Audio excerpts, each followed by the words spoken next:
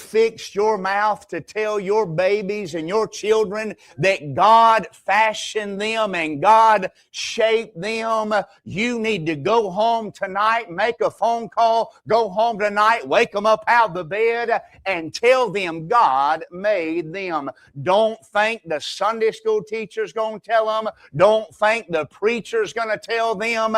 Can I just say the impact it would have been if my daddy would have told me that God made me? I grew up, I didn't feel like I had any purpose. I didn't feel like I had any value. I just thought I was a waste of space, and it was strange. I always felt like I was different. I went to Sunday school a few times as a young boy, and I vowed not to go back. You say, why did you vow not to go back? Because everything the teacher said we ought not do, I like to do.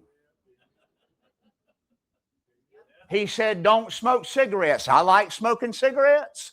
He said, don't be chasing them girls. I like chasing the girls. He said, don't cuss. I was good at cussing. Everything he said we ought not do, I like to do.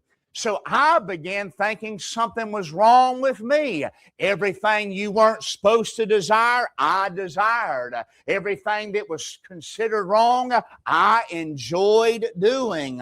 But can I tell you, at 18 years old, I went to ABAC, Abraham Baldwin Agricultural College, and I went there out of high school to play baseball. And there was a young man on our team named Kevin Collier. He was a left-handed pitcher. And one day, Kevin said, hey, John, will you go with me to the BSU? And I'm going to share my testimony. I said, what is a BSU and what is a testimony? He said, there's girls and pizza. I said, I'm in.